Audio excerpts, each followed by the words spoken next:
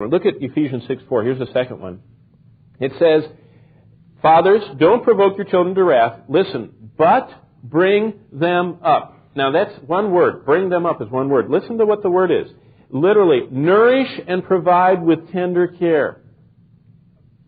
You know what the second thing dads do? Number one, they don't exasperate. Number two, they tenderly nourish their children.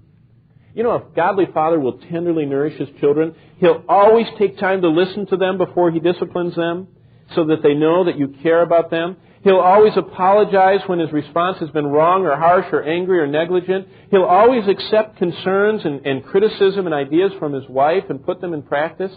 That's what a tenderly nourishing dad. He'll be a hugger. He'll be a holder. He'll be an encourager. He'll be a friend. And he doesn't just put it on the children. He'll spread it out onto mom, too. He tenderly nourishes them. He brings them up with tender provision.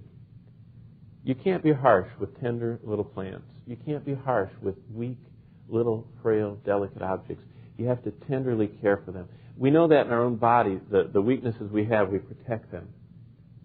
In our children, a godly father will never neglect the tender nourishing that children need. Thirdly, look at verse 4. There's another one. You don't provoke them. You're nourishing them tenderly. But look what it says in verse 4. In the training.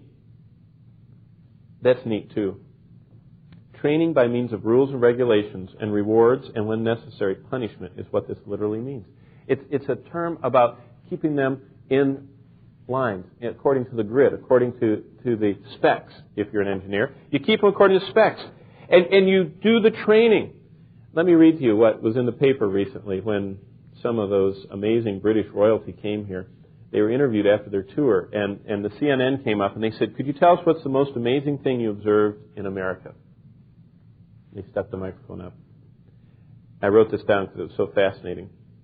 Without a moment's hesitation, the reporter was told by the royal family member, "The most amazing thing about America is the way parents obey their children."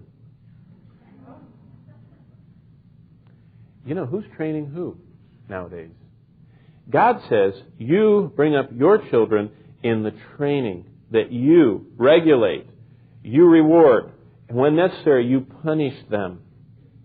Ken Taylor, who wrote the Living Bible for his children, wrote this on this very text. "A father's task is so many-sided, but the most important part of his work is to fit himself and his family into God's plan of family authority. Children are to be encouraged by dads, patting them on the back, helping them to better things when necessary, but also by the application of a hand or stick to the seat of learning. Of course, there are many methods of discipline," Ken Taylor said, "besides spanking, but whatever is called for must be used, and to refuse to discipline a child is to refuse the clear command of God. A child who does not learn to obey both of his parents will find it nearly impossible to obey God."